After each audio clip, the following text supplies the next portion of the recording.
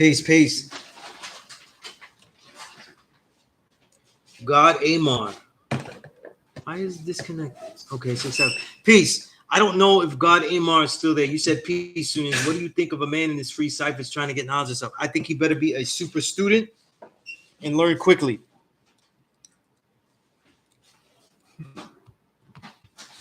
Everyone has a right to learn, but the older you get, the more responsibility you have to learn on your own and without any pretext, without any,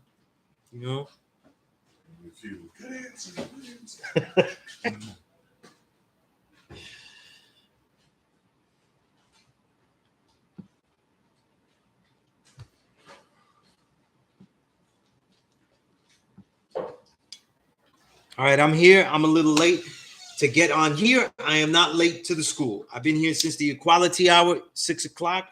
But when I deal with people here, sometimes I have to deal with them off camera. I like to give them the chance to build with me if they did all that. You know what I'm saying?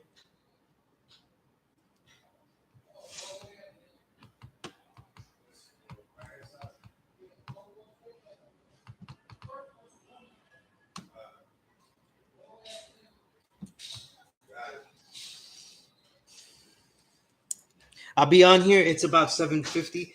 So the latest I'll be on here is about 10 o'clock because I like to give everybody at least 2 hours on here. So, Olu, peace, peace. By the way, like the way that you write, Olu, like you just tweets, it's always insightful. It's always well built. I love your writing style. I know you MC really dope, but you need to write other things too. You know what I'm saying? Can't just let that pen go to waste. Or just use it only for the rhymes though. I see some books coming from there. All right. That's peace, sir. Peace of the earth, wisdom infinite. Yeah, that's peace. Yeah. That adds on. When you do prose, it strengthens your poetry. If you do poetry, that's right. Your prose. That's right. The God Day Son, one of the great writers, said it right there. You write your prose, it's gonna improve the poetry, it's gonna improve rhyme. But it's all different formats. It's all different formats, and we can master all of them.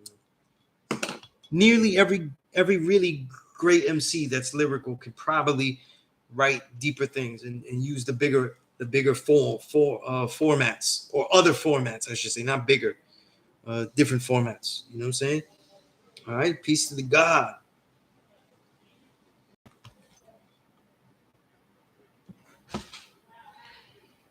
Peace to the God, Kasim. Book of Poet. That's peace. That's peace. Yeah.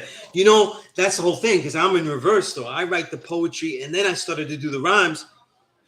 The rhymes was harder because the music and the format of rhyming is very constricting. You know what I'm saying? Like there's a lot of rhythms I like to use. A lot of times you can make rhythms without rhyming though, but you can't do them that extended. You know what I'm saying? When you do it with poetry, peace God, you could do it with poetry very easily though. You can have extended things, all that kind of stuff. And there's a beauty in the vision, the sight of the word. And that is always going to be not as appreciated when you do with music, you know what I mean? In general, you know what I'm saying?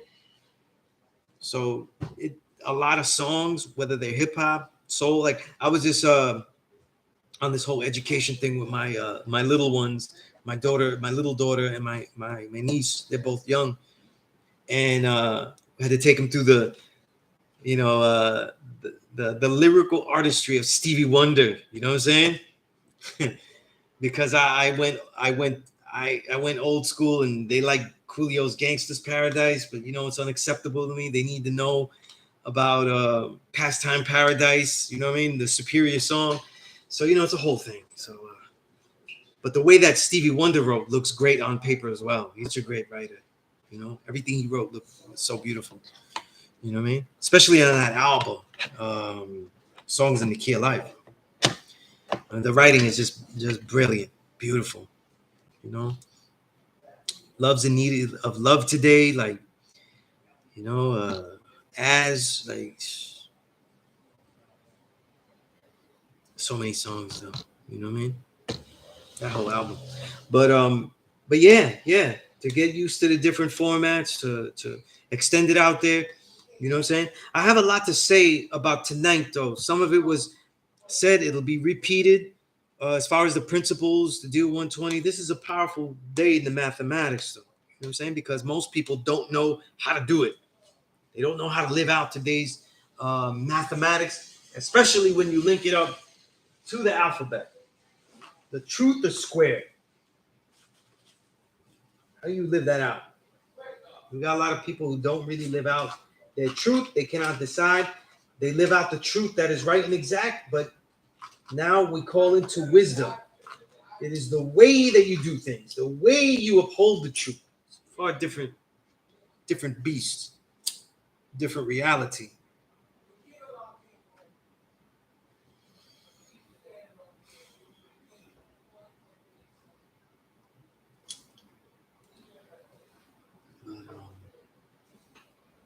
I'll take any questions, of course, through the night. Don't.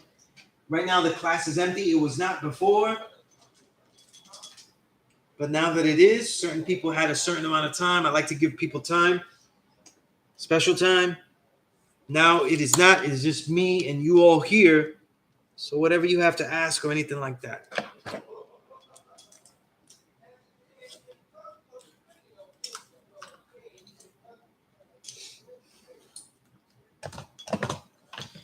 The main, speaking about writing, the main what makes someone a writer is that they have their works have a presence of understanding, something unique to say about an idea.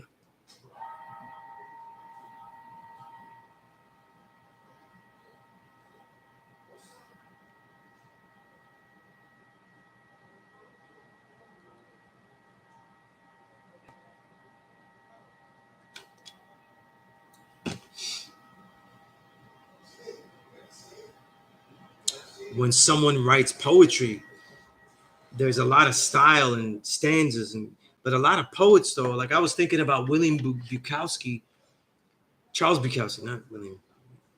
Um, his poetry, Charles Bukowski, his poetry was often very conversational. You know, observation is mine, and doesn't become artistic until it compiles the visuals compile, whereas others write differently. You know what I'm saying? But it's many different ways to beautify the word. You know, if you keep poetry simple, I've always kept it as simple as beautifying of language. If one has that ethos when they go into writing poetry, the same thing will happen. You know, that's why hip hop is so poetic, because you're trying to say something is dynamic. You know, just like when you replace something that's basic and make up a slang word for it, that's poetry. You know, and it's the simplest essence. You know, definition.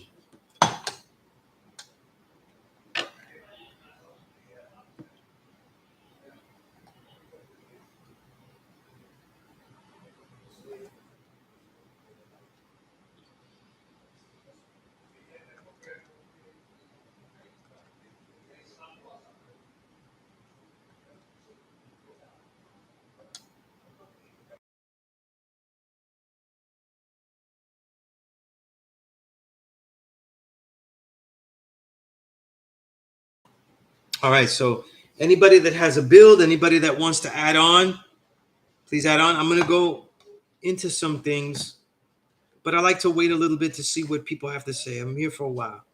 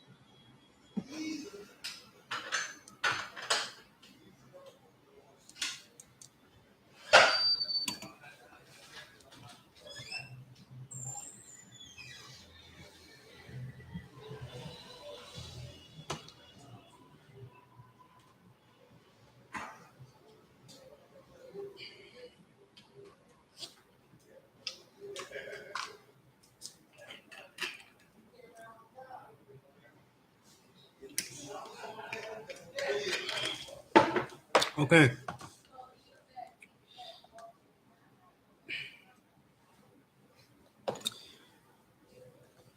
Today's mathematics is wisdom cipher, all being born to wisdom. Now, what's interesting is that in the supreme alphabet, it is the letter T, right? Why is the why does that fit? Why does that go? We many times we're saying that knowledge is the truth, right? So why would wisdom get that tag on it, right? And then it said truth or square, right? Why? Okay, this is very important. Okay, right? The square is the holding of that truth, the ability to hold that truth, to present the truth that you have. Now, a lot of phrase is the idea of my truth. I don't subscribe to that. Okay? So if you tell me something like I do with my truth, that's not going to hold up with me. Okay? Now, in the idea of truth to square, though, it turns into my truth. Now, here how this goes, right? Piece of 793rd, true self. When you build and you share what you have, you're on your square, right? You're on your square, right? You know what I'm saying? Right? You're on your square, right? And when you add on, you only deal with what you actually truly know, what you have confirmed to be true. If it is not confirmed to be true, then you do not deal with it. So you stand on that square. Nothing else, not what you think you know, not what you could know, not what you will know, not what you think you will know, and not what you certainly not what you wish you knew. Okay? Right? And of course, not what you never knew. Right? When you stand on your square, it changes the reality of truth. Now the truth also has to deal with the way it is being upheld by you. So the wisdom cipher is different than just knowledge. Standing on your square is different than just knowledge. It is basically how you are presenting the truth. How do you uphold the truth? That before we can be someone that presents understanding, we have to be someone that embodies the truth. But everyone embodies the truth in a unique way. So what happens is that the truth of square for everyone is going to be different. It is going to be unique to that person, the way that they present in the cipher. Okay?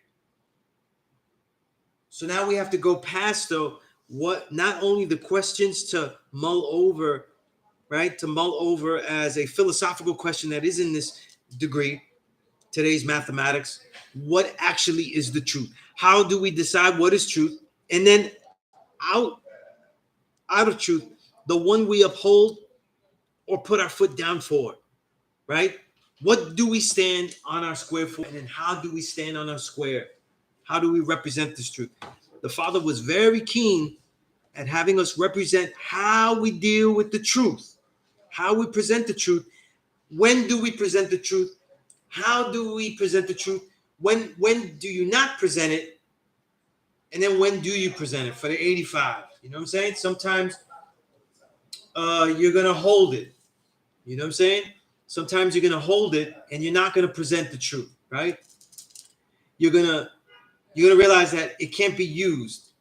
But then how do you not share that truth and then be about it? How do you embody the truth without always having to speak it, always having to say it, always having to declare it? This is the difficulty. This seems simple, but it is not simple. Okay? The truth to square. How do you embody it? You know? Like, for example, when you have a certain history in your life, that is a truth that you can show and prove with the things that have happened, the things that you have done, and the works that you have prepared, the deeds that you have done. How do you uphold that in the integrity of that when the time comes? And how do you let it go, right? The way that you present the truth that is right and exact, how do you deal with it when it will be perceived and not always acknowledged? Remember, just because you stand on your square doesn't mean that everybody sees the actual truth. That's not a guarantee. The guarantee is in the ability of the person that is sharing the particular truth. And so one of the greatest, most useful assumptions is to assume that what you are sharing will not be perceived as truth. And so now you work harder beforehand to make sure that there is as little perception, as little personal perspective, bias inside the things that you uphold and that you present. Because then we get misnomers of today, like this is my truth. I'm giving you my truth. And that ends up being a thing where like, yo, that's what you feel like you experienced though, but that's not really truth. You see? So there was a way to actually express the truth and express the truth where the actual truth is distinct and understood as a separate reality, one that is actual fact, even as it is associated with you. This is very difficult to do. It is something to acknowledge all the time, and not to assume that just because you have the truth, that it is going to be seen as the truth. Okay? It's the whole premise of science. This idea of unbiased, the idea of truth being challenged, the idea of truth being tested.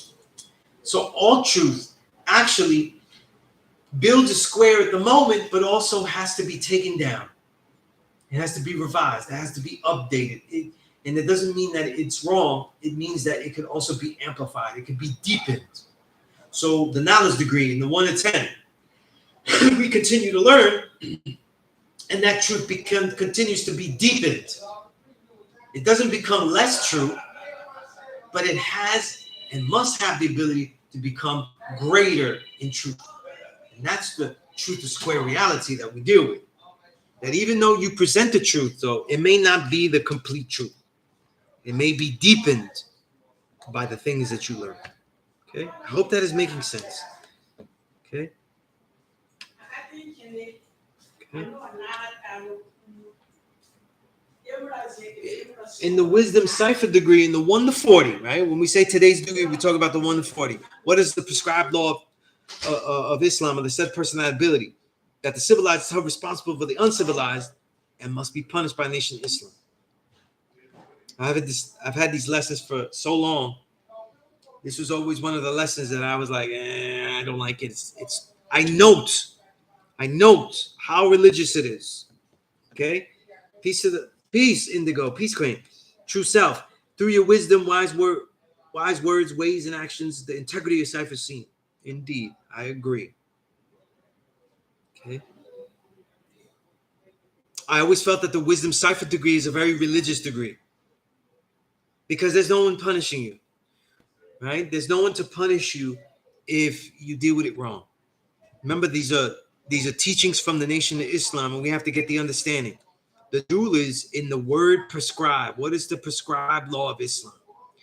As you live out of truth, you are the one that is prescribing it as a reality to the people to become what? Aware of it. You are not changing the laws that are right and exact. You are making people aware of it. The prescribed law of the said personality. Okay? The prescription. The civilized is held responsible for the uncivilized, right?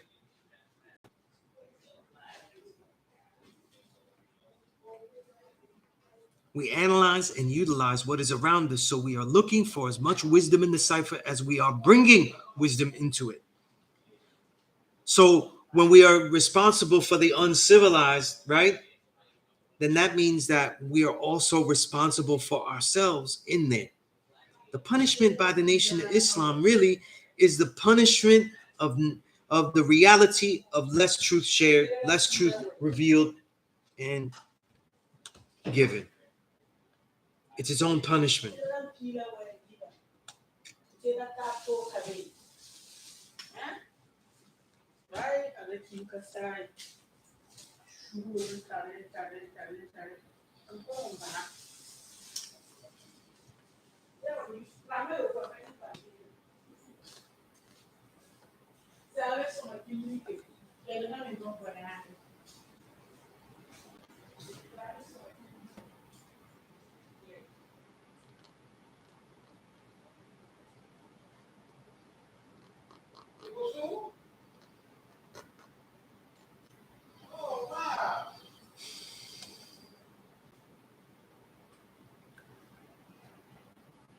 Okay. I pause right here because I want people to.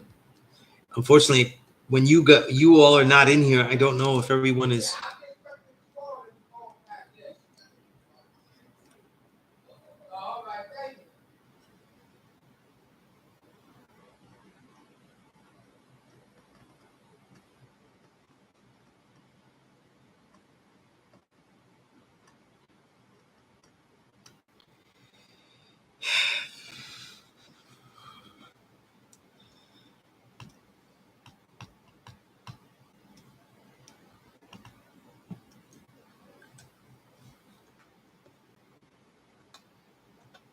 See, when we look at things of like, what is the responsibility? What is the responsibility, right?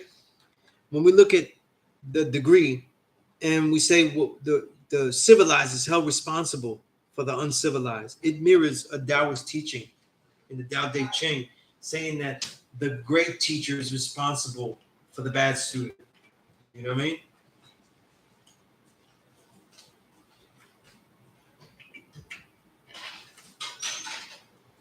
That is absolutely true, right? And the reason is because when you teach a great student, right, that person just needs forms and to go where he's going. And this goes back to, let's say, the older person. The older person is must realize that they have had more lessons in life, more life realities, more life lessons. And so it's unfair to have a teacher hold their hand in the same way because they have all the life lessons needed to be a pinpoint student. You see? The bad student is not the evil person. The bad student is the person that has not had many lessons. And so they adhere to no lessons. And that is usually the young. Not out of just behavior, but also just ignorance. They don't know. Right?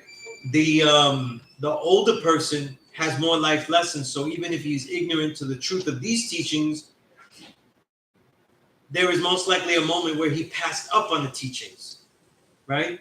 So he has the lesson already of what happens when you don't deal with the teaching. And that's why he comes back to get the teaching. So this is what I mean. You know what I mean? You turn the degree personally. If you stand on your square, then you are responsible for every aspect of yourself that is not right and exact. Whatever portion of you, if you behave uncivilized, whatever you do that is not quite uncivilized. And for me, an uncivilized act is doing anything that could have been done better, more righteously, more right. And I mean everything. I mean, you knew it was a training day and you didn't train. I mean, you knew you could have eaten better and you didn't eat better. And what do you do past? How do you stay? How do you give yourself a punishment? First, do not lose the memory of the wrong, keep the memory of the wrong, and immediately prepare to do better. You know what I'm saying? Do better. You eat the wrong food, eat something greater, plan to detox. If you didn't train, then train more vigorously the next time. Be more vigilant. Never forget that day. These are all things to remember. The civilized is responsible for the uncivilized. This is also a personal mindset. You know, when you lose your mentality, when you lose your way, how do you gather it back? You see? These are all important things to learn. These are not just things to thrust out at people that we look at and we look, they're uncivilized. See?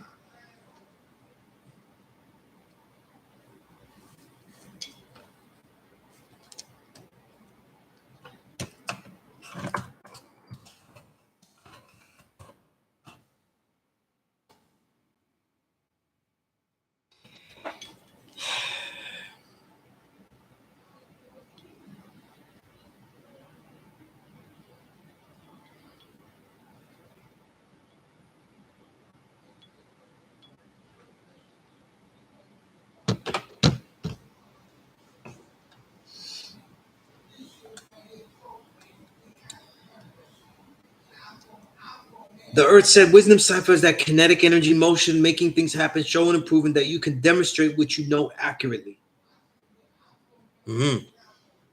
And see, this is why it goes with that degree, right? See what the earth said? When is there a moment when that is not happening?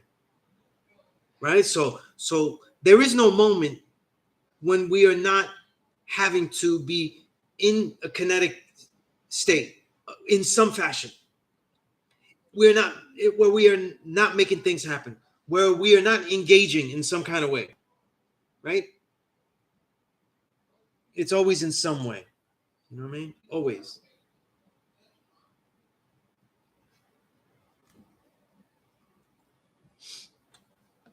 All right. All right. I want to see people's builds, questions, whatever questions that you have.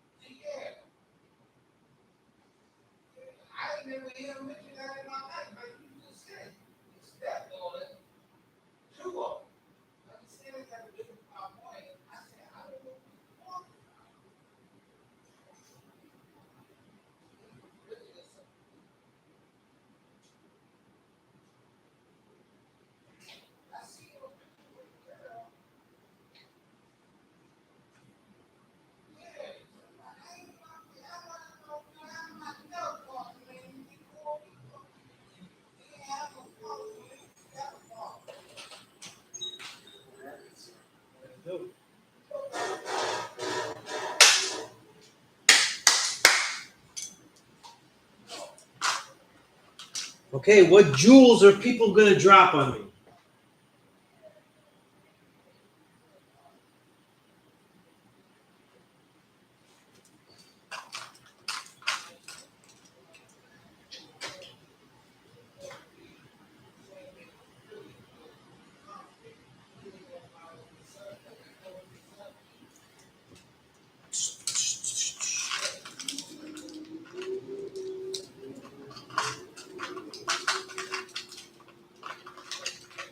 Okay.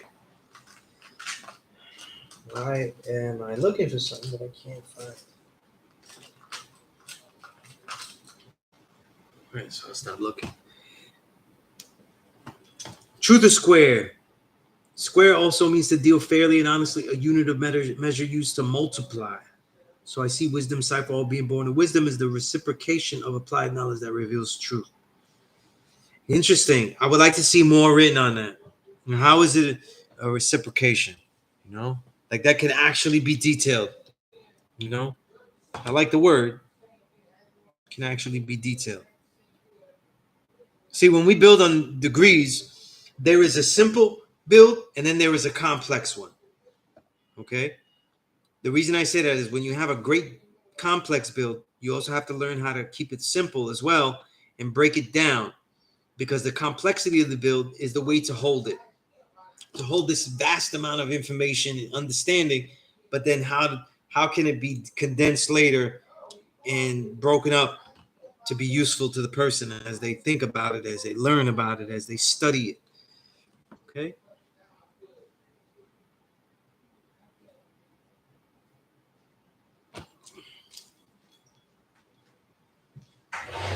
Fix this classroom a little bit.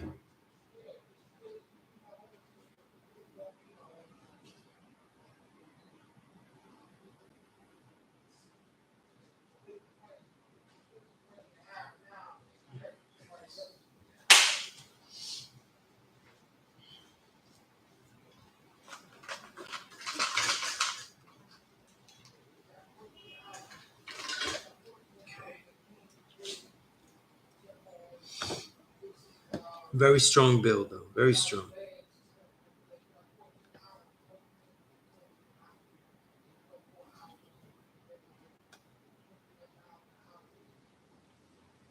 One of the best things I can say about builds is that when we make our build on today's math, what we also miss in it, and this is the personal assignment, is personal examples and then examples you would use to explain. Like, how would you explain once you give the example? You know, these are all things to think about.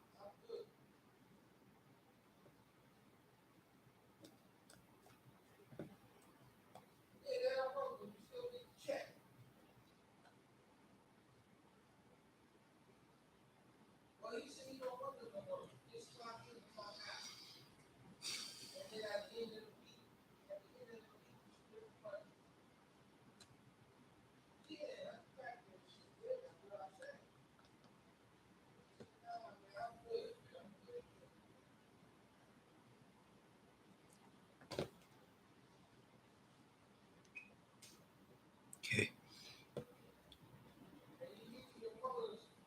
Peace to the God, infinite mind. Yes.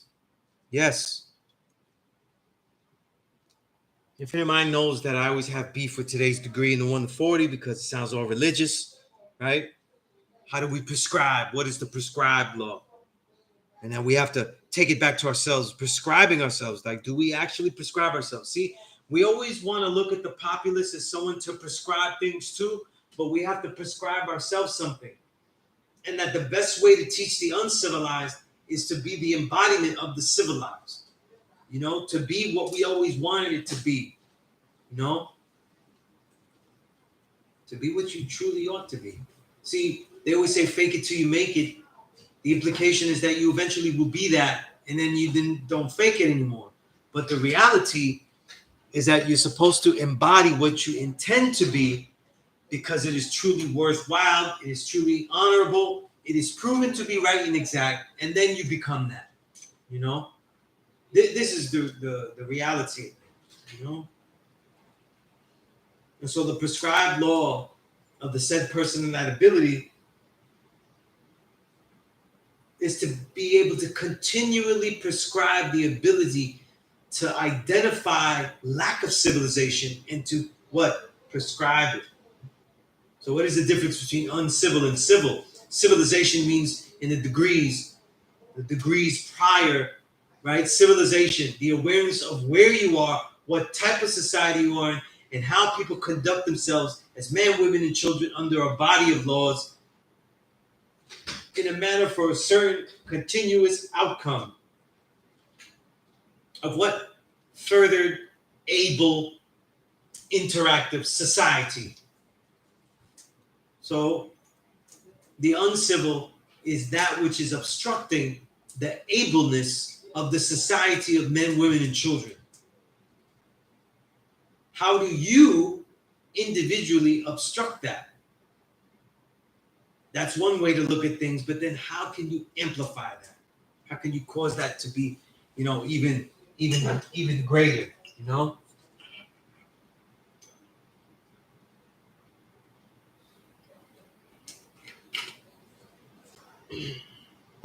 Ah.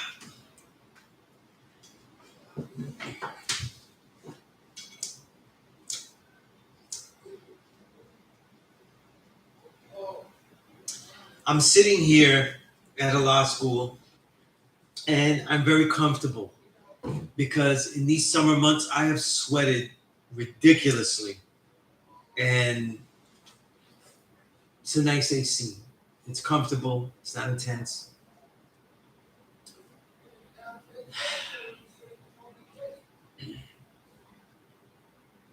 I'm appreciating the good things.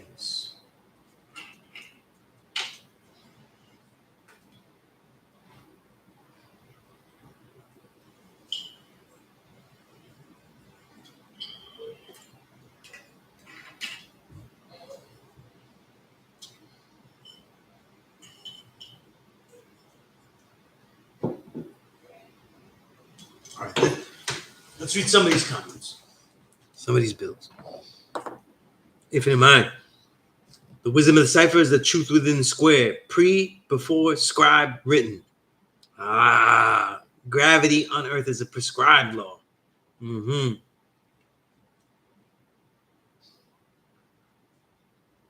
The nation of Islam equals nation, birthright, nasir, of symbol of division in mathematics.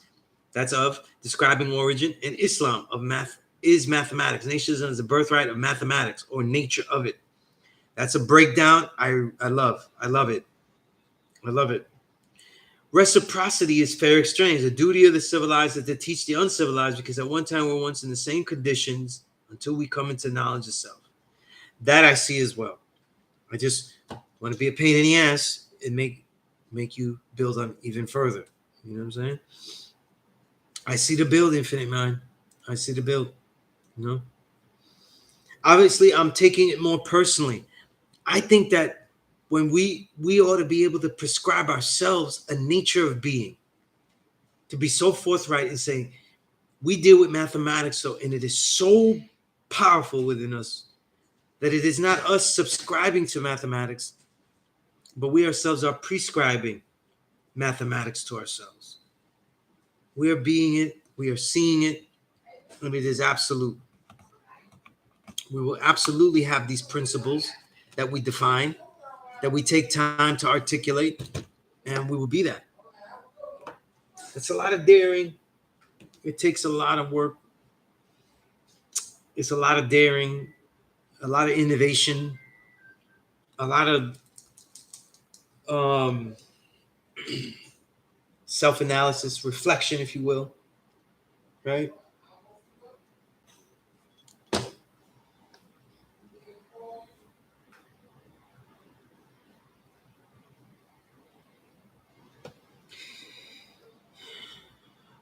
Infinite Mind, you said universal principles that transcend verbal language. Okay.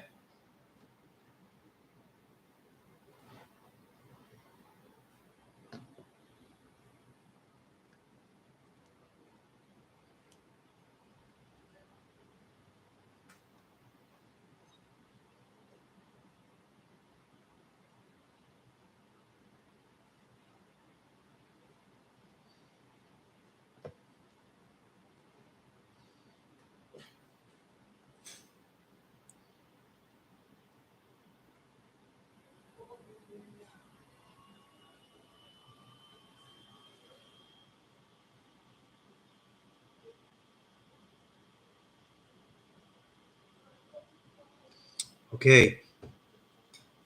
Not limited to wordplay. Principles that we find in ancient civilizations, not limited to wordplay.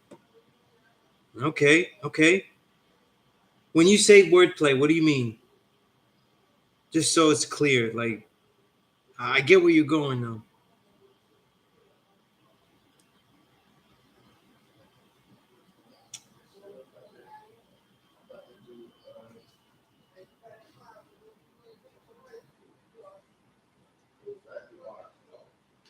Mm-hmm. 1, 2, 3 functions of the mind, 4, 5, 6 principles of application, 7, 8, 9 essence of bearing fruits. I definitely see that, right? I've always built the inner, the outer, and the fruit, right?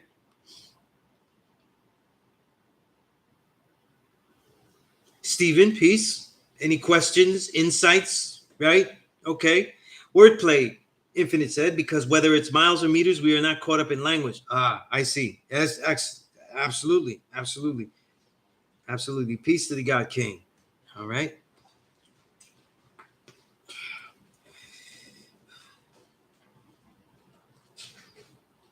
You two stealing my steeds. I adhere to it though. I do a modified, lesser version. Okay. Yeah, You go to yours. I can't. What was that time I was there and I couldn't even find you? You had so many. 3 at a time.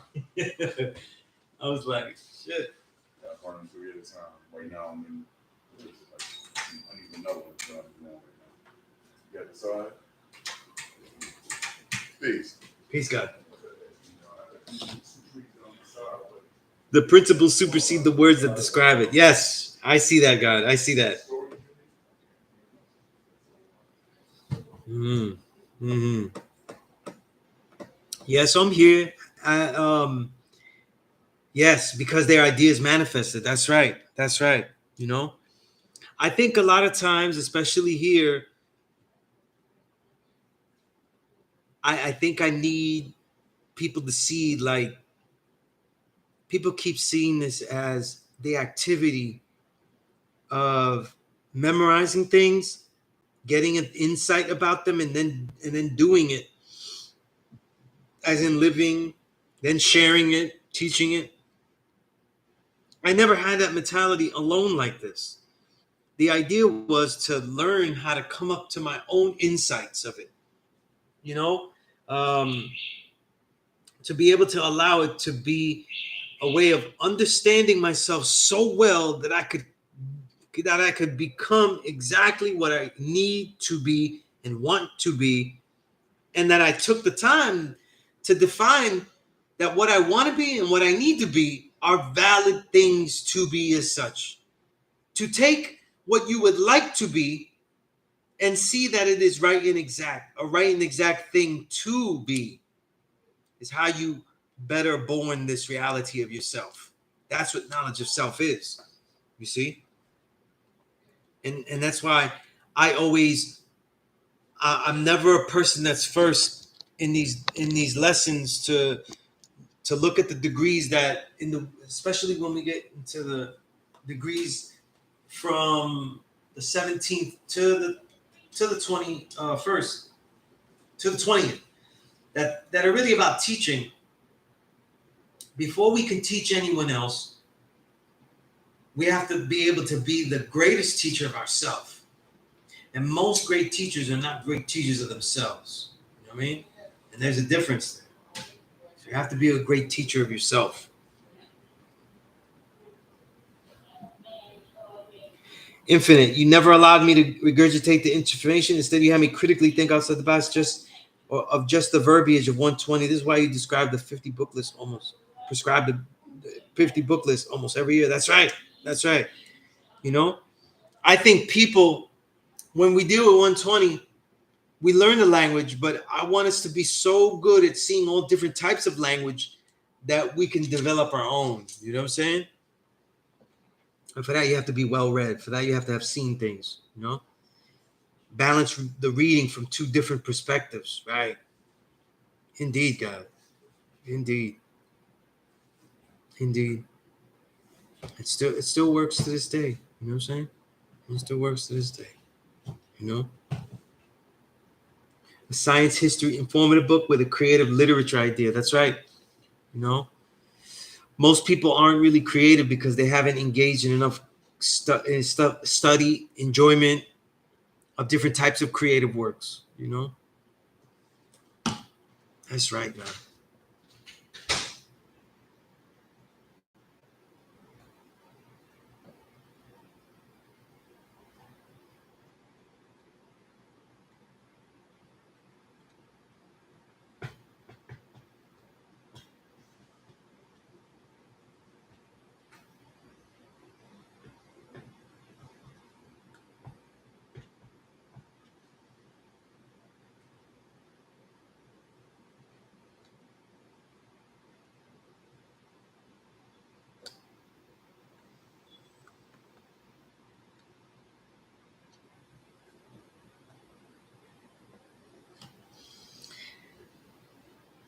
Balancing both hemispheres of the brain. This I bear witness has grown my artistic abilities as MC and a martial artist. Yeah, absolutely.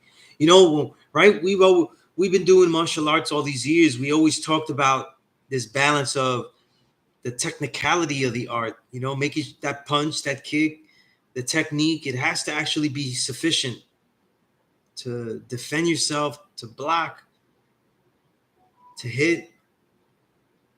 But at the same time, there's a creativity to it because no one is you, and then no one has actually thrown these things as you. You know, no one's been you doing this.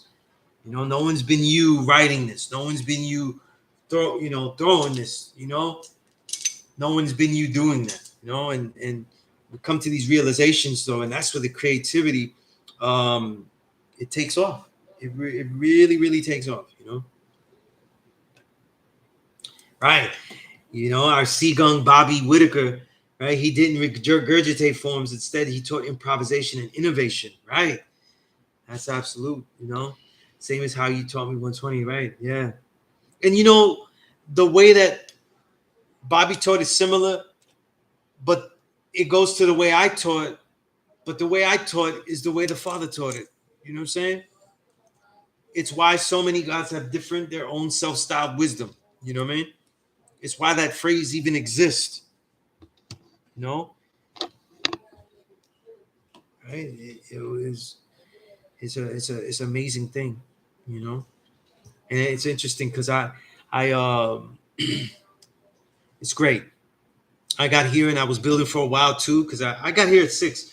I'll be here till like, you know, at least 2 hours for you all. I got here at the equality hour, 6 o'clock, but I was with for a while, I was with Lord Hashim. Lord Hashim, one of the elders in our nation, but he left the temple. He left the Nation of Islam with the Father. You know what I'm saying? Right? So it's always a lot of jewels with him, you know. Right, different sets of lessons, recite an oral tradition, right? And that, yes, science of hypnosis, right? You know, the quoting, the endless quoting, you know, this idea. That's why mathematics is so important too, because once they devised mathematics, the Father devised mathematics. A lot of people don't know that he was going back and forth with certain firstborns about its possibilities. How do you see this? How would you deal with, you know, why is knowledge first? Why is wisdom? You know, so he's articulating these principles while he's getting the feedback as well. It's mathematics, man. Supreme mathematics is the greatest scholarly pursuit of the mind I've ever encountered. You know what I'm saying? It's so simple, so profound. It's perfection. It's perfection. You know? If there is something that is perfect, that would be perfect. Its perfection lies, though, in our ability to use it, though. Right? And that becomes the difficult thing, right? That becomes difficult. You know? Because remember, the Father didn't give us supreme mathematics to tell us who we were. He gave us supreme mathematics to show us who we were and give us the perfect teaching platform, the perfect forum to continually reveal ourselves.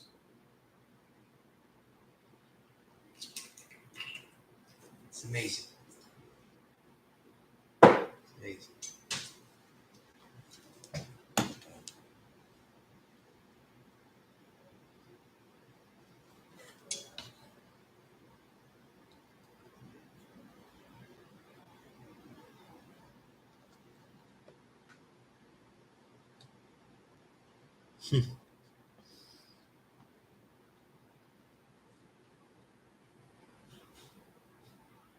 That's right, God. Yeah, there's no hidden riddles, veiled teachings, straight in your face truth, you know?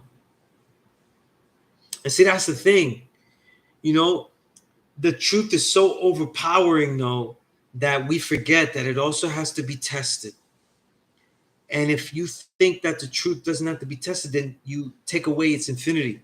You take away its ability to expand itself, to become deeper, more profound, more deeper, a more engaged way to even approach it. You know, more ways to show and prove. You know what I mean? This is the thing. This is really the thing. You know, and I think that's what we should get out of the wisdom cipher, because when you stand on your truth, the square, also understand that when you stand on your truth, the square, it's for a particular display. And when will you display it? And then how do you stand on your square? The way you do it changes the perception. Peace, God. You know? Sorry to interrupt. Peace. Nah, God. peace, How you God. doing, God? Everything's peace, God. Yeah. People have come in, God, but they've been coming in, out, in, out. So I've been with them. I just got on, I've been here since the equality hour, but I got on about 50 minutes ago. you know. So I'm trying to give everybody online at least 2 hours and stuff, right? But just talking on the day's mathematics, I philosophize it intensely because what's interesting, right? I tend to philosophize more on this because people don't speak as quickly back. So I get into these philosophical ideas about it. You know what I mean? And today's degree is one of the most religious to me, because it says you be punished by the nation of Islam. Yes. And I never liked it because of that. I do everything defiantly, God, and I never liked it. Obviously, the way Infinite Mind broke it down, the way you broke it down, you know what I'm saying? I see all of that. I see it as right and exact. You know what I mean? But I'm saying in my mind, in my development, in the way that I saw it, though, I didn't see it as like, okay, that means, nation, birthright, our birthright in this mathematics, Islam is mathematics, right? And God broke it down. But prescribed law of Islam doesn't just mean that it's a law, but it's prescribed, meaning that it's addressed to an individual. And see, the prescribed is the most important word in there. Because when you prescribe something, it's not just that the law exists. The law always exists. But it's particularly prescribed. That means it's like, you have to do it. It is of your reality to do it. But because we're not Muslim, we're not following, when we deal with this lesson, we have to read it different and realize that if we don't know how to prescribe a reality to us, it will be subscribed to us. You know what I'm saying? So if we don't go out there and establish, what is this truth that we are living on? See, the responsibility of the 5% is to know the truth that they have. Not just live the truth, but they have to be aware of how the truth that they have is impacting them. Because now we have to go share with other people and say, how is this impacting you? Like the musician or the ball player or whoever it is that does great things, they can be bad at interviews because they can tell them, how do you do all these great things? Well, I don't need to tell you how I do all these great things because I don't give a shit if you do it. And I don't even want you to be doing this thing. And you ain't going to be shooting hoops the way I do anyway, so it don't matter.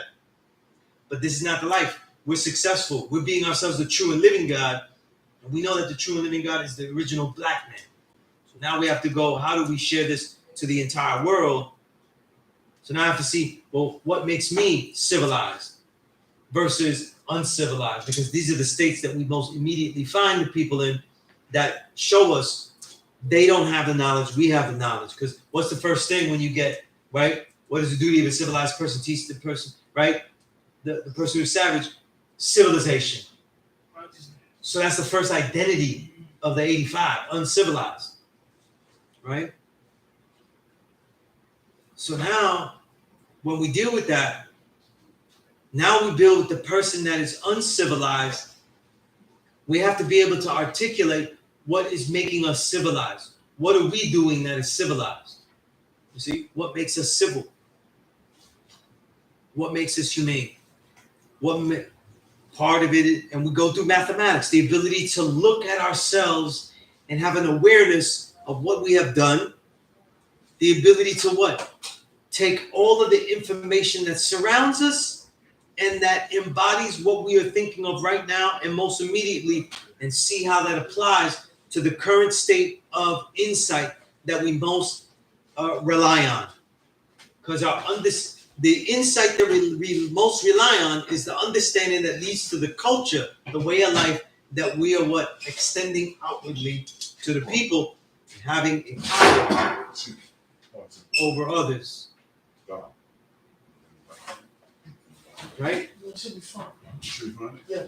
So that power that we give out to others then is going to bring us to a level of equality. That proper position. That balance, though, that can only be had by the civilized living this way of life. Right? We have to be able to identify ourselves in the mathematics, and we have to be able to say, what are the distinct things in my life that allow me to succeed in this fashion, and how do I impart those things to another? There's a lot of stuff to do in that degree. That degree is almost unfair. Right? There's a lot of stuff to do. A lot of people can be this, but they can't. There are more people actually, technically, that could be the true and living God and not be a great 5%. not be great at sharing this. You see, I truly see that anyone that is truly the true and living God is actively always seeking to share it in some way. But that doesn't mean that every single God or earth is exceptional or well endowed to teach others and to share the reality or the realization that they have of why they are actually that, why are they successful, what gets them to be civilized. You know what I mean? These are difficult things. Any degree that tells you that you have to be a teacher is telling you that you have to be the most aware student of how you became such a studious student. And this is why when I tell people, like, oh, you want to be the God, you better write a little journal. How you dealt with this, though. Remember how you were when you were 85, because you won't really remember it if you don't do that. You won't know the pivotal moments in your life.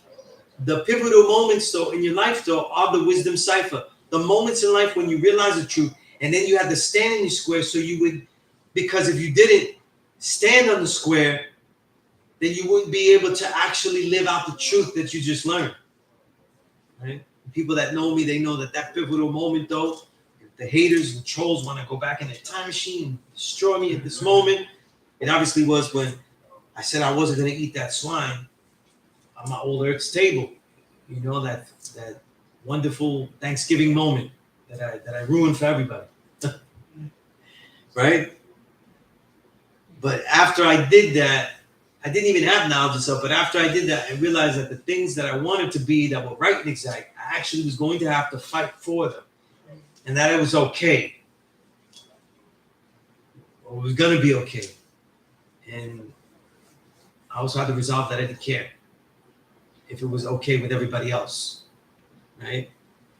That led to a whole wonderful domino effect of me saying no and yes to certain things. Right? But knowing this way that the domino rolls, that the dominoes crumble, tumble on top of each other in a positive manner, is how mathematics develops and how you identify the particular individuals that you deal with and say, how is he uncivil? How can I make him more civil? You know? And our job is not to teach everyone the particular facts that we would like them to know. That's not in the degree. We're supposed to teach people things that we know, that they can use, that we feel, that we learn, that we truly think that they can use. We're not out there saying, listen, I'm the God, though. You got to be the God. I'm the God, you got to be the earth. You know what I mean?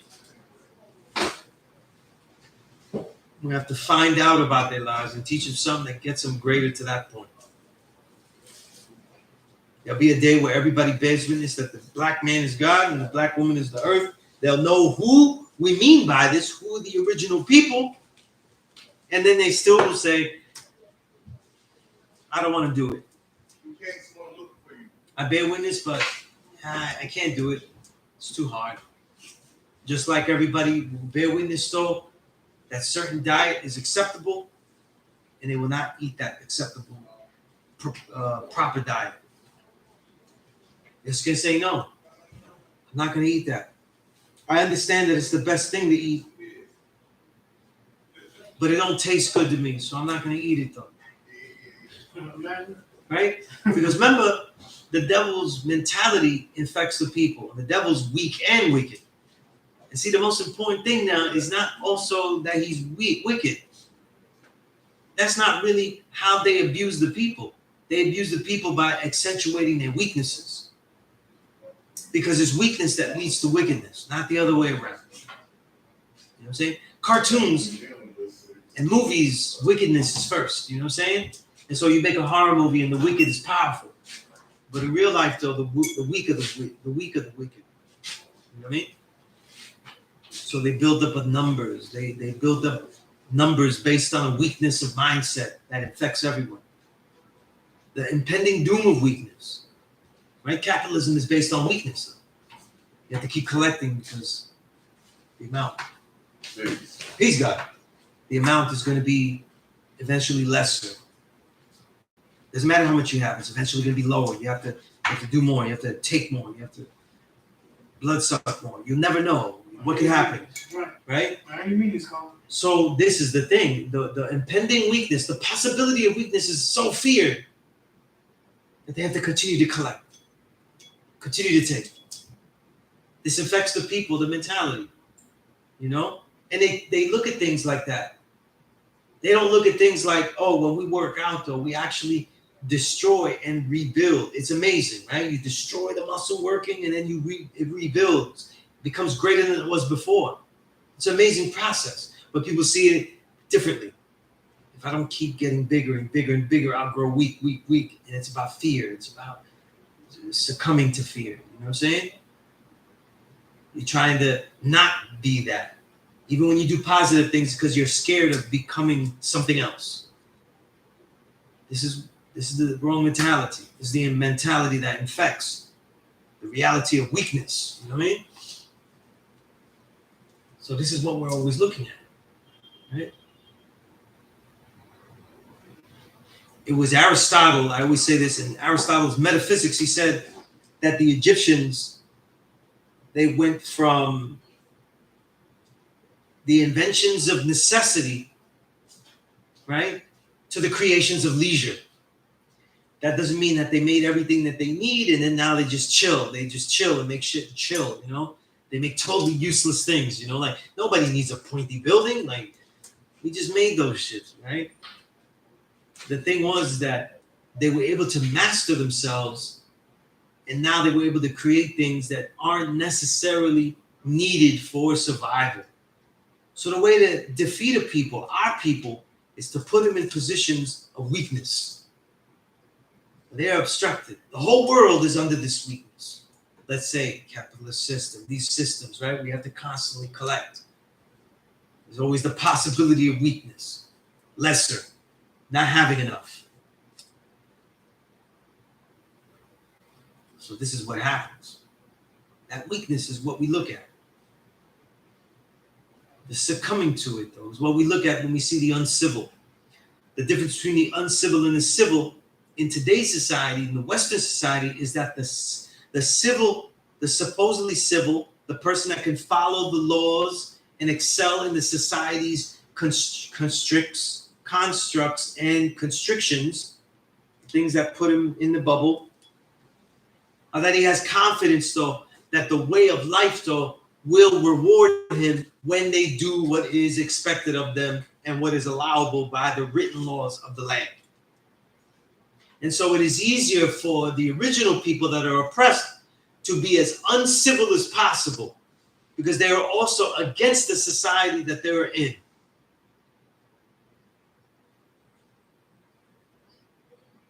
So like I said before about the Tao, the great teacher is responsible for the worst student. It's because the uncivil is most identifiable also in the most rebellious. The most daring ends up being the most uncivil. It is a weird contradiction. And so we look for them as well. So the father didn't go to City College and say, let me see your GPAs, pull them out, kids, and I'll teach you something you never heard before. I'll teach you why you're the true living God. Never went in a bully pulpit. Never went for the emotional approach, right?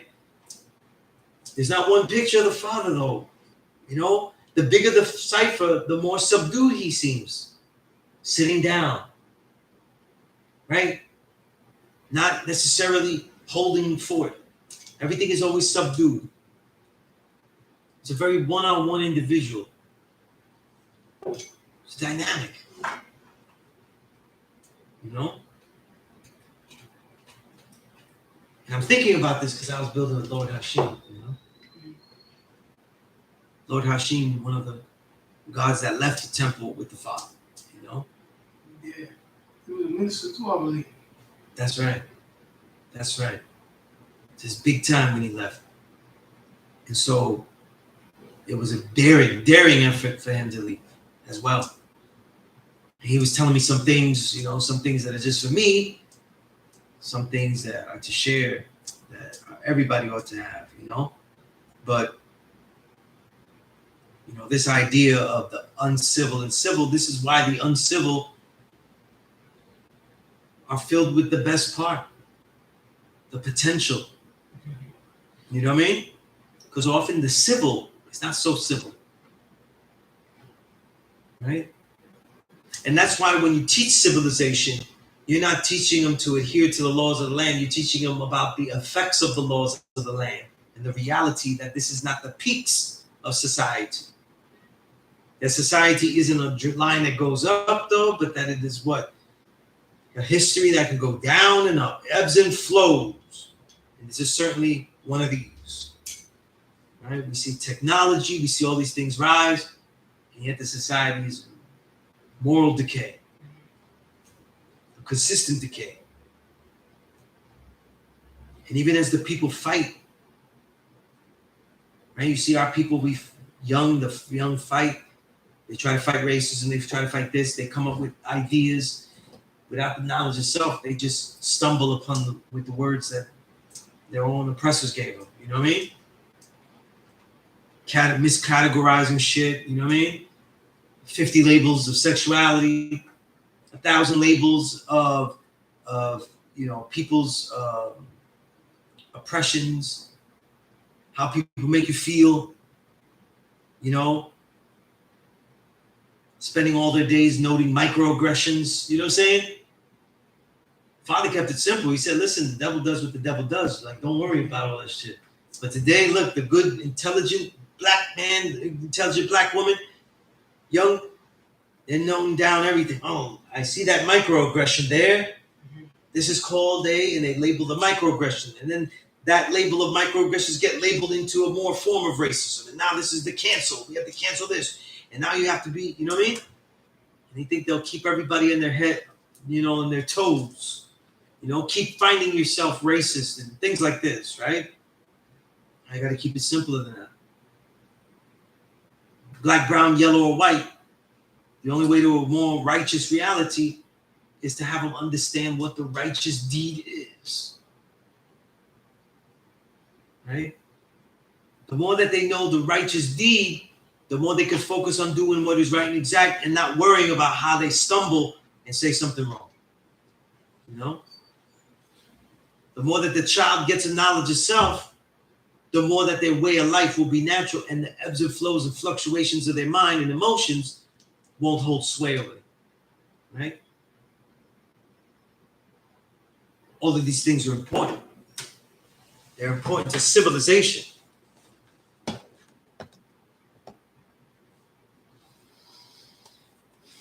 King, you said today's math is wisdom add to the cipher, all being born to wisdom. Our actions, the way we apply the knowledge to our lives, play a path in our wholeness as a person being wise comes in time from such completion. I see that, God. The peace to God, King. Bud Myers, you added some there. Peace. Born magnetic, I see. Cut pint, peace. All right. Everybody that emails me something, if I haven't answered you, please forward it back to me. Put it at the top of the pile. All right. There's a lot of stuff I answer. There's a lot of stuff I work to answer. I'm not as fast as I would like to be. Okay, so always do that. When King be sending me some beats, I'll be going in, and he may have taken priority. You know what I mean? When I have ideas, that takes priority. But yeah.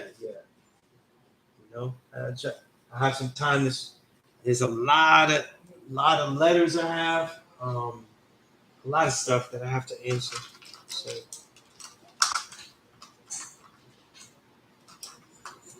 So I will get to all of it. But if I didn't get to it, put it at the top of the pile.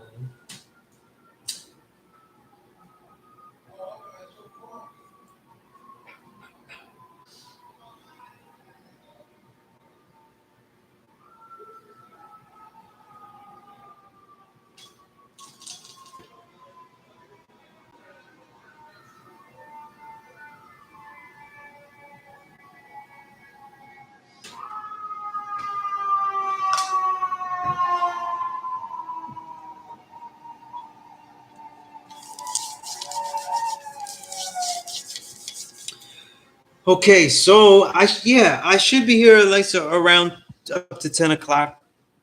Anybody that has thoughts and ideas and everything like that, doesn't matter. Um,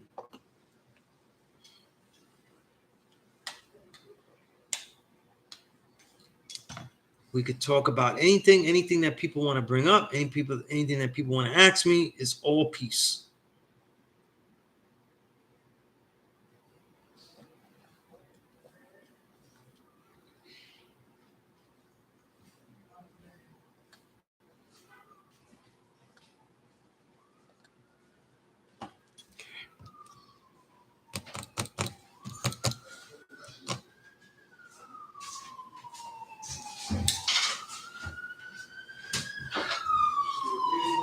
Peace.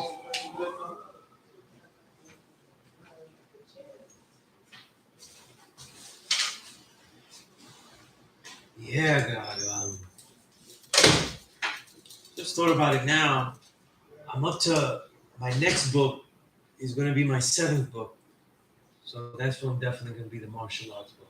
Oh, good. So I'm editing that. I'm thinking of a type of cover and stuff, but that's going to be That one's gonna be amazing. it's something. It's written already. It's I'm in the editing stage. You know? It's mainly a philosophy book, creatively written. You know what I mean? So, you know, people that Aren't you working on a poetry book? Huh? I am. Yeah, I'm working on another one too. Yeah. Poetry, I don't write poetry like, oh, I just sit down and write it though. That comes to me, you know, right? And I did this album, this second album, really with Come On. We did another album, Oh, wow. so we released that this week. So that one I was working on heavy though, you know. But honestly, the poem that I'm working on right now is the one for your book. Peace. That's the one that I'm working on, you know. Because I had an idea about it and I'm developing it as it goes along. You know what I'm saying? You know. So that's the thing that I'm working on, you know. But I was talking a lot though in the last session about creativity. Creativity is something to study, but also something to engage in. You know, I was reading I don't remember the whole quote. It was a long quote, you know, but it was Linda Ronstadt quotes. She's a country singer though, but she also sang a lot of Mexican boleros and stuff. She was Mexican too. She sang a lot of great stuff like that, Real Divide. And she had a quote saying that it's not good that creativity is just that we rely upon professionals for creativity. You know what I'm saying? It's a very interesting quote, especially from a professional, right? The people we buy records from. You know what I'm saying? 100%. Like you, God, like we'll buy your records and that's our creativity. You know what I mean? What is the creativity that the student gets? We're all the true and living God, the maker and the owner. So how do we practice making, creating a new world? So you have to practice creation. You have to practice the engagement of solving problems. That's what creativity is, the engagement of solving problems. Every single creative work is a completion of a solved problem. The main problem we notice, though, that is solved is the problem of beauty. Can it be achieved again? Right? But there's all types of creativity. Right? The creativity of the reality of our people, the creativity in the different ideas, the creativities in the answers of biology, the creativity in the applications of quantum mechanics to the way the mind works, to the neurology of the mind. Right? The working melanin of the mind, inside, the working parameters. You see? Every time that the mind deals with problems and solves problems in any kind of way, there's telomeres that grow, roots in the brain. The stronger those telomeres are, and the more telomeres that are connecting, the stronger the mind is, the stronger the body is. And the people that have lived longest and most powerful, they have the most telomeres. Creativity is about problem solving. That's why I said supreme mathematics. So we notice the peace God. We notice the beauty of supreme math but we also have to recognize that the creativity of it was the problem solving in the actual mathematics, a way to detail things that is so profound that it can be used to repeatedly engage with. The ultimate teaching tool in life applications, right? It's crazy. I've been saying this, That's deep, man. It's Problem ridiculous. solving. You know what I mean? It's ridiculous. And I'm like that, God, because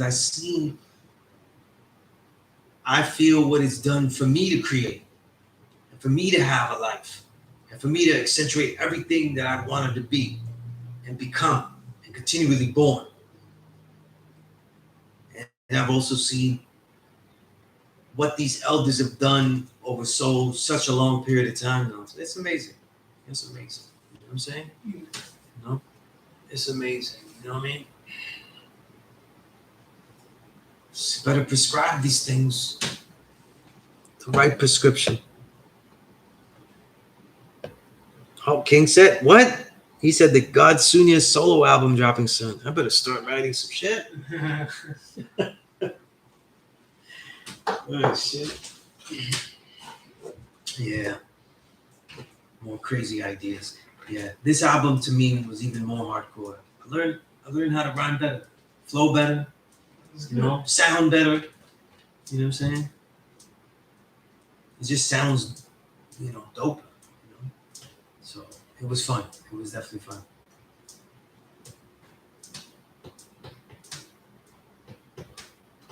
A lot of understanding I have that I could say in a different way that I haven't been able to say, right? So it's definitely, But yeah. So it was a lot of stuff. I think it's all great.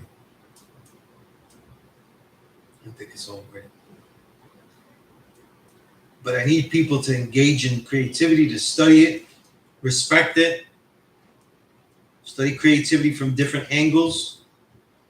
Even shit that you don't even deal with. Study the creativity of it. You know what I mean? My brother's an actor. He really knows film. Like, he has a huge collection of film. Thousands of movies. And they're all digital. And I have access to all of them. You know what I'm saying? And I just be telling him, like, yo, which one should I watch for this act? This, and study it. I've been watching old movies, black and white movies, like all week. Just going in. Which one has stood out to you, bro? I've been watching movies to see the way that certain actors relay their emotions, like the most emotional. So I'm watching a lot of the female actresses, you know what I'm saying? The Betty Davis, Greta Garbo, Audrey Hepburn, those actresses, and seeing how they relay that, the little cues that they have, you know what I'm saying? And things like that, So I've been really feeling it, you know what I'm saying? Seeing something different, It's funny because like people listen to the albums, the way that I write, most of it is so rugged, violent, and shit like that. But I don't really absorb a lot of violent material. You know what I mean? God, have you seen the movie Seven Samurais? Yes, long time ago. Yeah, that's a classic. That's you right there, God. Yeah. That's a great film. Yeah. Yeah, there's so much classic film, you know what I'm saying? Like, when we was learning Kung Fu, right? Infinite Mind, if he's still here, he knows. We was studying the creativity of the shit, too. And we was watching Kung Fu movies all the time and being like, yo, that resonates with me. We didn't say this overtly, but like, yo, that resonates with me. I'm going to try that. For me, it was always, Gordon Liu, Wang Jiang Li. For some reason, Wang Jiang Li, And, the way he kicked and stuff, that was like the model. Like, how do you kick like that? That shit is crazy. You know what I mean? The power in the kick, the flexibility in the kick, and the viciousness of it, the cleanness of the cut, the crispness of his moves. So if he did it wasn't the way other guys did it, the way he did his butterfly kicks, the way he did his moves. You know, like I was emulating it to see how he was doing it. You know what I mean? How should I do it though? You know, how does my body move? You know what I'm saying? These are all things. You know what I mean? Like we study these things. You have to study creation before you can create. You know? And we have to learn how to be the maker and the owner. We make a lot of stuff, but we don't own it though. Right? These are all things to think about. But asking ourselves, like, what is civil? What would be the civil society? These are assignments, though. These are assignments. What would be a civil society, though? We start writing about a utopian society. We start writing about fairy tales, you know? We start writing about fairy tales, and then when we go out there, the average person will see, oh, look, they're different. They're original people. They don't understand this shit. They don't understand this. They don't, right? So now all the utopian visions are just that. The key is, what would the righteous society be? And then what's the gap? It is for us to start figuring out the gap between what must be and where we're at now. What is the gap? The difference between civil and uncivil as a society in general, and then each individual we bypass. What is the most civil way? The more responsibility you take, the more you demand of yourself to be civil, and you end up teaching more by the way that you present yourself. You see? Right? Imagine if I just left the classroom all these years and I just said, I'll be the fuck the way I want to be. You know? Go get what I feel like I want all the time. Then I wouldn't be representing us very well. I would be dishonoring us. Right? It wouldn't be civil. With all the things that the older gods, right? The way the nation built. Nobody was clean cut. They're all kids that was leading tough lives. We don't know of any wild savagery that the father did. And I'm saying this because there are accounts from 85s all over. See, people don't know, God. We know we're here. When I got knowledge, and I was here all the time, 85s would be telling me about how the father was. Grown people that grew up some as a child and stuff, and were impacted, or they were teenagers, and they didn't get the knowledge, they didn't keep with it, but they saw the impact and stuff. And to them, it was just like, well, it's a tough thing to live, and not everybody could hold it, something like that. Right? It's pressures of the society, saying you're actually God. It's not like everybody's saying it. Everybody's not saying that. Right? It's not, right? But the father redefined what civil would be. Sees other black power groups, how they're trying to destroy whitey, all this kind of shit that we fuck with too, right? Like we fuck with these groups, right? When we got knowledge, we were militant. We were immediately militant, right? But then he said, no, that's not going to be the way here. He had to go against the grain. He said, listen, it's not going to, we can't do it like that. I'm going to define the civility to be these things. To engage society so well that we redefine it, though, by how well we become superior, supreme citizens in the society. Do you realize how many people disagree with that shit? How are you just going to be good in the society that they oppress us in? You know? In many ways, people that dismiss the father saw him as not revolutionary. You see? But he was also clever, like Booker T. Washington, knowing that the curriculum is so revolutionary. We have to be able to navigate this society, you know, very cleverly, you know, very conventional in the society. Because you're being regular, good, quality citizens, but then you're teaching that there's no mystery God. That in itself destroys the whole society. That is, you're in. That's right. You have to understand these contradictions. The father was a genius. He knew what he was doing. You know? Right? They thought the father was a patriot, though. You know, he's going to be great for us. No, he knew how to excel everywhere he went. Because he looks at things not as I'm fighting oppression all the time. He already started to look at things as I'm responsible for all things as I maneuver. It's crazy. It's crazy.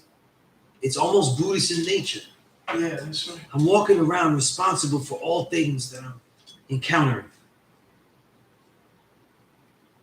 I pass by the leaf in the grass. I'm responsible for the ants that are right under the leaf. And I question whether if I step on the leaf, there's a possible hurting of the ants that are underneath. This is the nature. Like, it goes that deep. He sees the repercussions of all the possibilities of his actions. There'll be some repercussions, but everyone will be in the position to add on. Because wherever I left, whoever wasn't served directly will be served indirectly by the empowerment of what I gave in the presence that I was in. To empower others, right? This is the definitions of civility. You define civility in a different way, in a greater way. It changes everything. Where you maneuver and people notice that you are under different laws, different order, different mathematical order, right? Not just a continuance of convention, right? It's a powerful thought, you know? It's powerful. That's what the father was doing.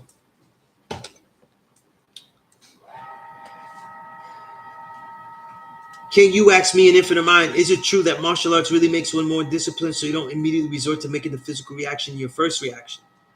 The more that you do martial arts, the more that you hate violence. You know? The more that you do martial arts, the more that you do not want to use your physicality. And if you use your physicality, if we had to use all the physicality that we have, though, then we are disappointed in our skill level. You know? There's a thing, Bruce Lee had a fight that lasted more than 1 or 2 minutes. And they said he prevailed, but that he was upset that it took so long. You know? For us, though, in a society of potential enemies, not combatants, but enemies, not just, you know, contestants for a title of skill, or I'm the best, and if I beat you, I'm the best, you know? That's not where we want to go, you know? We don't ever want to go there, you know what I'm saying? We want to use it when it needs to be done. That we feel responsible, that we are so powerful that we exude a peacefulness. This skill of martial art is to make us so powerful that we can demand peacefulness wherever we go. Just think about that. We have such an ability to stop violence with our violence that we can go into ciphers and demand peace on the outset. So it makes you disciplined, because the more you go into it, King, every single day you're doing it, you say, like, I got to really work hard because I've been endowed with this knowledge of it, and I've already shown the ability to use some of it. I owe it to everything to even become greater in it and to continue to master it. You know? And after you do it so long, you realize that there's no way you can master it. Oh, it's There's no way you can master it. yeah. You know? Because the better you get, though, the more you grow. The more you grow, then the mastery isn't a peak. It isn't a level. You know? It isn't a level. You know? It's a place. You get what I'm saying? It's a place. You start moving, you say, oh, I'm there. I'm here. Everything is here. You know what I'm saying? I'm in that place. Now, you know, like, you're there, you know? And when you get there, then that's where you stay and you develop and you grow. You know what I'm saying? So that does develop discipline, because now you start to say that all aspects can be done in this fashion. The way that we care for individuals is that precise and caring and sincere and aware of, right? Because the martial arts is an awareness of yourself in that physical way. So you're taking that awareness and it's embodied to all things. We live in the physical. So now we're very aware of the physical. Knowledge of self is an awareness of self. So it transcends, it merges into that, you know? So it develops a discipline, you know? Right?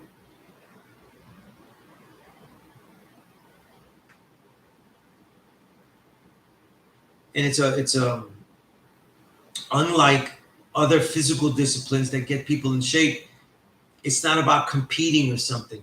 Even people that, let's say, bodybuild, they're not compete. Even if they don't compete with anybody else, they're always competing with the weight of the bar. You know what I'm saying? It's got to be more. It's got to be more. It's got to be more reps. It's got to be more of this. They're always competing with something, and that's not really what we're doing. You know, that's not really what we're doing. We're competing. When we're competing, we're trying to go with this. We're trying to work our intensity greater. Everything is, you know, like the competition is a little bit deeper. You know, We're working out for longevity. right? There's a longevity to that. You know, certainly sports is like not the same. You know, unless you turn martial arts to sport. You know what I mean? Right? Hope that makes sense, that answer. Oh, that's Peace, guy. You said I was in the pockets on this album. Yeah, you know, I learned, you know. I learned better. I learned better, you know. LT Peace, you said today's math is wisdom cipher, be one the wisdom, truth, or square, or in this case, I see synonymous to, not like it has to be one or the other. Okay. Square is 4 right angles, culture, live right, 360 degrees. I see that. Absolutely.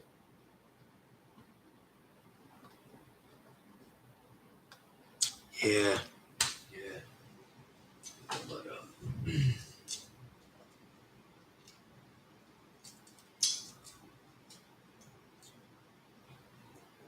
to develop discipline in anything is to be able to repeat it just because. You know what I mean? So if we write, we have certain activities that we repeat just because. In this case, things like a journal, you know, things like that. Right? We repeat them just because. Right? We become disciplined in the diet. We're going to eat certain things just because. We will continue to eat them just because Right. we have studied that they are right and exact, That's and we right. continue to study them. You know what I mean? So the discipline, though, extends to all things. I think the benefit in the martial arts is that because it's so physical, it can extend to all things, even creativity. I learned that a long time ago because a lot of times I had trouble writing, and I would then realize instead of writing the way that I would think would be dope, let me write the way I am.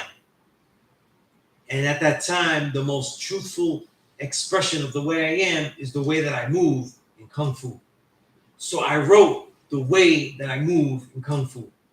The mentality I felt, the way that I felt, I tried to put that feeling into the words that I chose when I write. A lot of stuff I write, especially like, because it's more angry, it's more rugged in hip hop. When I write rhymes, especially on the album that we did, the new one, those are definitely martial arts verses. Those are definitely all like that. They have that mentality, you know? So, because you transmute. You take one energy of how it works and you put it into another lane. You know what I'm saying? And so it can extend to all things. That happens very well with the physical. That's why after you do exercise, it's good to try other creative pursuits right after, because your body is you're very connected with your mind-body connection. And so you can express yourself. To do creative things, you have to use your body to exude it. So even if I type, I have to express myself and express it through the typing, you know? So it even helps the person if you type well. I type very well. Like even at my age, I still type at least 60 plus words a minute. So I still, you know what I'm saying? Like I can express it, you know? or the person that writes, like, right? So all these things, these things connect. These things connect, and they often connect from the physical to the mental. The physical could be used in reverse and augment the mental, is what I mean. When I was writing the martial arts book I wrote it years ago, the main foundation, 90% of it. I wrote about really the majority of it before I turned 30 years old. So it's, and I never released it because no one would publish it, but it's too heavy. I didn't know who would get it. You know what I mean? And the way I wrote it was I had these chapters that I had set forward and I couldn't get them out. What I would do is I would train. And then the nature by which I train will be the nature and the ideas that I would express in that piece. And they came out with this said creativity that goes along with that. And so I learned a long time ago that you have to access the physical. Because we're martial artists, though, we're feeling things like the way that we move and the way that each limb responds, not only to the movement, but also to the impact of the movement. Being hitting. So there's a lot of interaction that we adjust to. That feeling means that your whole body, you can feel every part of your body at any one time. That's what the Chinese mean when they say you breathe from head to toe. You know what I'm saying? So if I could take that into the writing, every piece of my being I could put into that paper. The only thing that's missing, though, is the discipline, like the way it does in the martial art. I have to work out every part of my body. I have to do weight. I do weights every part of my body. Legs, calves, everything. Delts, biceps, triceps, chest, everything. Abs. That means that it has to also be in the said way with the writing. I have to constantly read about all types of things and absorb all types of creativity that I can and have that exude into this whole mesh that I can draw from. Right?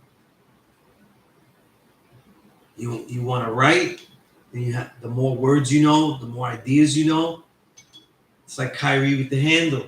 I could go anywhere on the court. It's the same thing. You study more creativity, load yourself up with all types of creativity. It's almost like you're Curry, though. You're out there, shoot from anywhere. Meaning you could try anything, any shot you could take.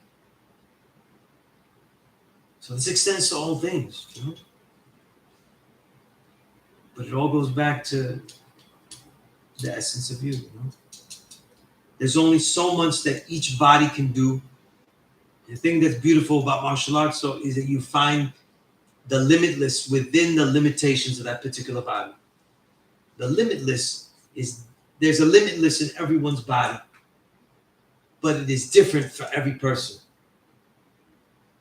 When you do martial arts truly, you find that limitless within yourself, right? And that's what's great about it. It's an incredible thing. But it extends to all creative things. You know what I mean? All creative things.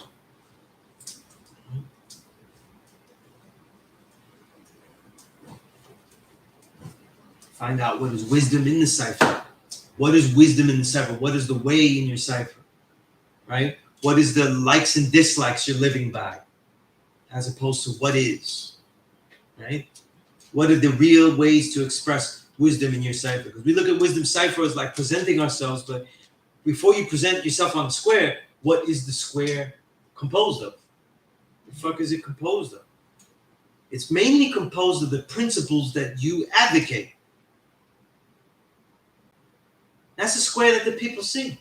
You stand in your square, they see, wait a minute, what is he saying square? The principles that he advocates. That's the first thing that they see. When a challenge comes, the principles. That's what I say. When you go through supreme mathematics, you have to go through the principles that you see in yourself. What are your principles?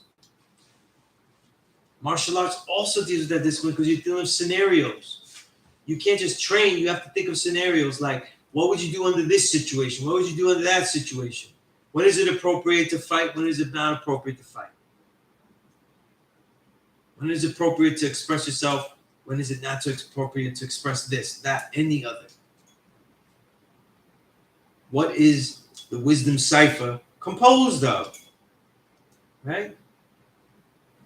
It's also a big problem.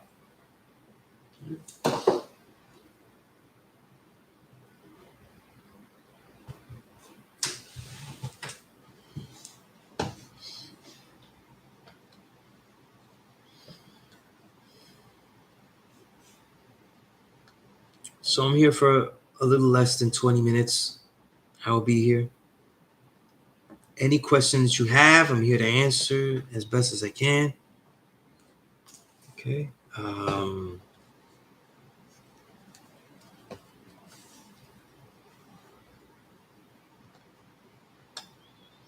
I get, the babies are the greatest. When you do things around them, they're great. I got this song on the album, and I started the chorus. There's a solo song, Come On, Made Me Do. And I started it, the chorus, I said, is a story of me taking over the Billboard and destroying it, the Billboard music charts and shit. Like, we're going to overrun it and put the real shit. But I need a woman to be by my side, to handle all the other shit. But it was a spy that came, and she got in. She didn't do it right and exact. You know what I'm saying? She wasn't with it. And we couldn't do it. We couldn't set the plan off though, because she was really a spy. She was devilish, and she fucked it all up.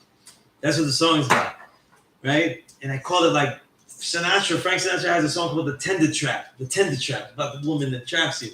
So I called it The Tenderest Trap. You know what I mean? But I said, basking in the ballad, the lone low mallet. So obviously it's sexual, so the mallet, you know what I'm saying? I'm being funny with it. But when I had there was another beat on the album that I was playing the instrumental a lot, right? And my little one, Alma, was repeating it because it has like the Spanish chorus in it. It was repeating a Spanish word, right? And she's humming it. She's humming the song. And I said, hey, Alma, how should I start this verse here? And she goes, yeah, you should say basking in the ballad. She came up with that line, basking in the ballad. You know what I mean? Which means that there's a lot of word. Ballad is a favorite word of mine because, I love songs and shit. You know what I mean? And she said that line. So I was like, I have to use that line in the album. It's funny, though. So people say, did Sunez write all of his rhymes, though? Well, I wrote probably 95% of them, though. She wrote that line, But that's funny, though. I don't know if I told you guys, I had her do an assignment where she had to show and prove to me why she kept watching these girls, these girls doing a YouTube videos. This YouTube channel, these young girls that play video games. And she refused to do it, the essay. She refused to do it and said, I got to do it, but I have to do it my way. What do you mean? And she was like, I have to write a song. And so she wrote a song. It was really good. It had a bridge and everything, chorus. And she sang it to me. And I said, okay, you did the assignment, your way. And then she wrote another song about bees. And she wanted to record that one. So I had to record her singing it. Yeah. But she's good with the words, like that's how it starts. She's clever with the words, you know what I mean? Just like my oldest daughter, like Nunes, it was very, very advanced what I was showing her, you know what I mean? It's that creativity, though, you know what I mean? You foster it at a young age, you know what I mean? You foster it at a young age. It gives them a limitless, though.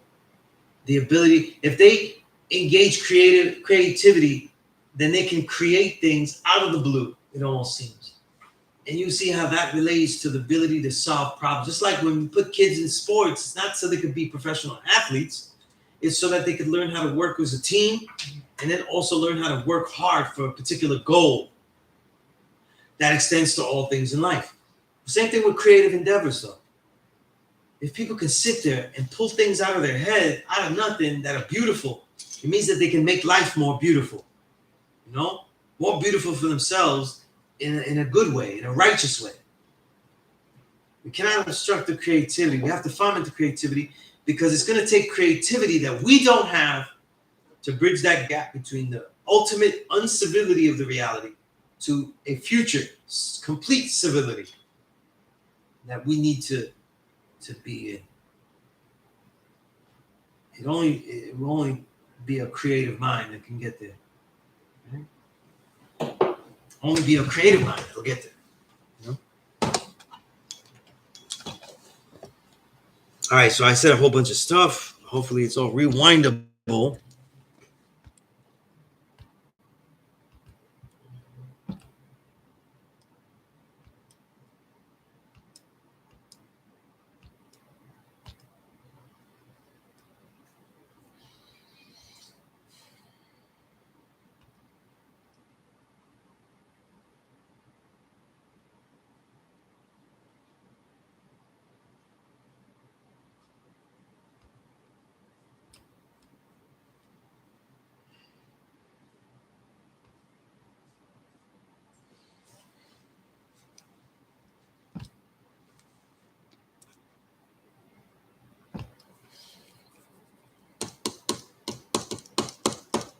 Okay. All right. So if anybody has any questions, I will be here for 12 minutes. I'll be here for 12. I'll make it 2 hours here. All right, since it's quiet here. All right.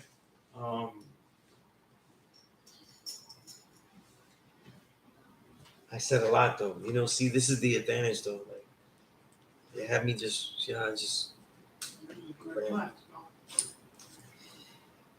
Mhm.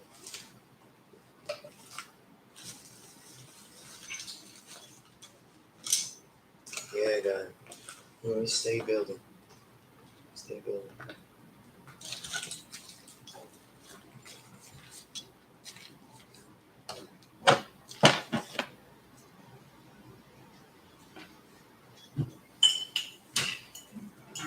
go. Yeah, that's peace, God. Let's see. Indeed, God. Peace to the God. Peaceful.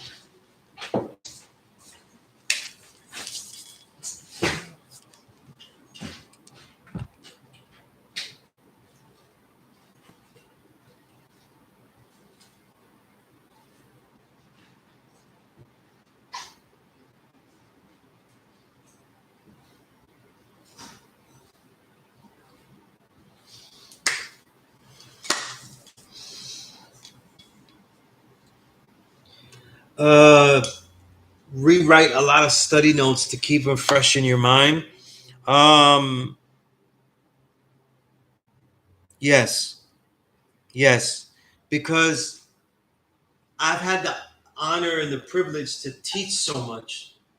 Because I end up speaking so much, I end up articulating my insights a lot.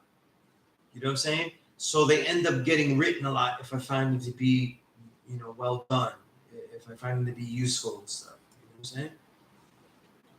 know what I'm saying? So that's important.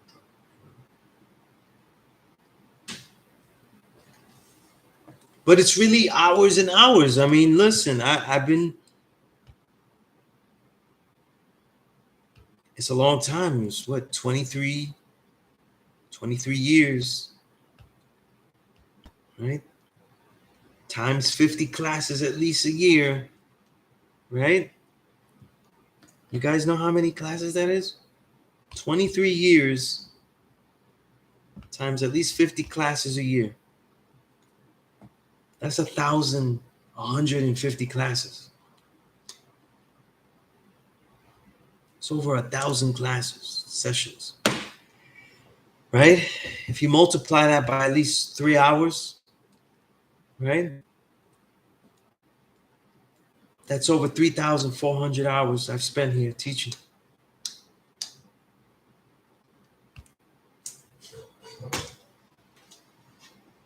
It's a lot of time I've spent here, you know?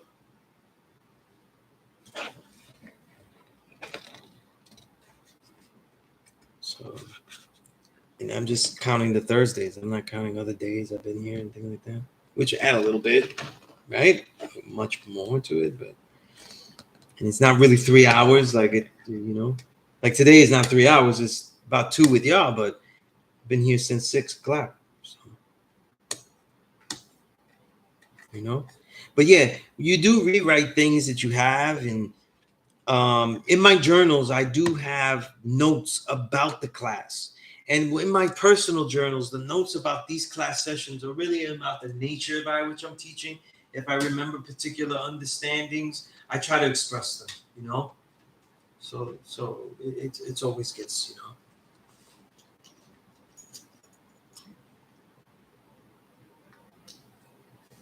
Yeah. Yeah. Don't I just learned how to recharge every week? You know, I learned how to, like for me, right? Friday is the day that I don't train.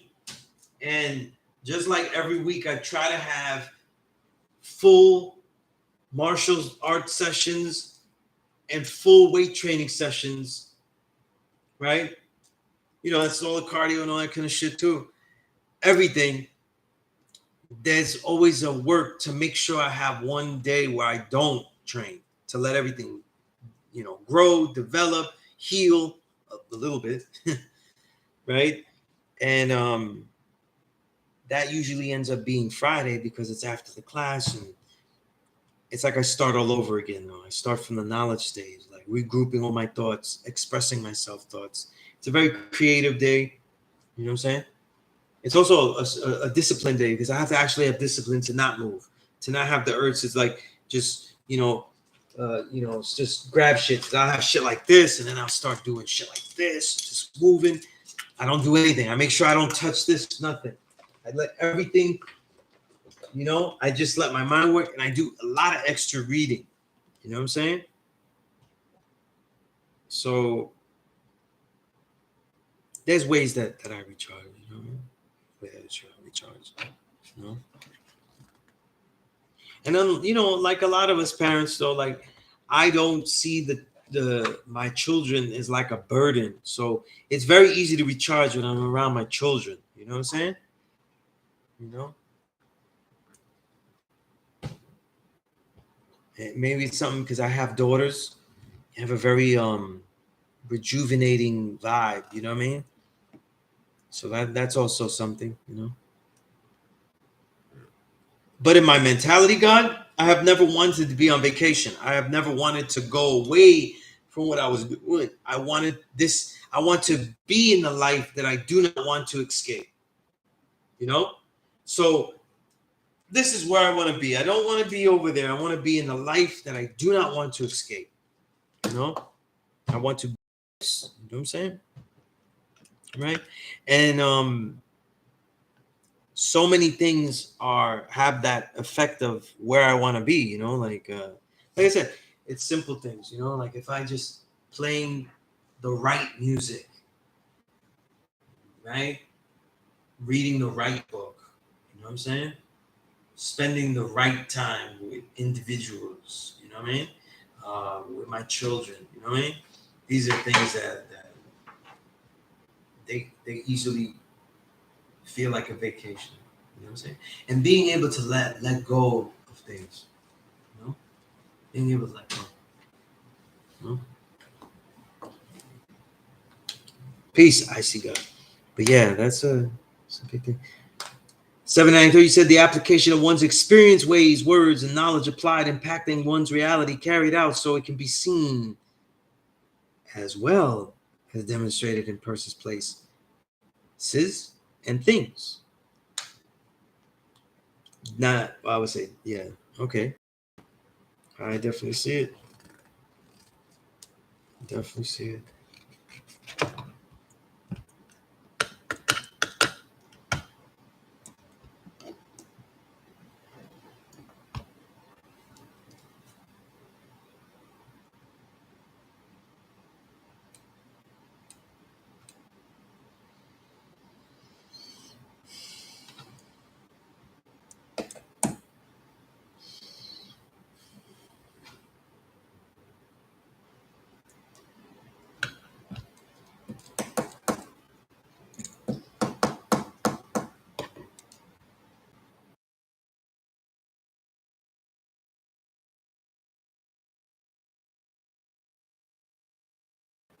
That's peace. I said a lot of stuff today. Like what I said was very heavy today. You know what I'm saying? So it's something to go back to. You know what I'm saying? And really kind of, yeah, see what I was saying.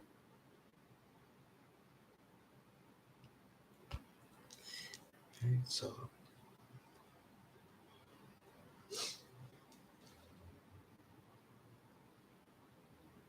that's peace. It's an honor to share. It's an honor to share.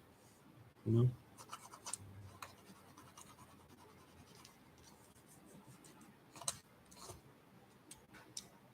Okay.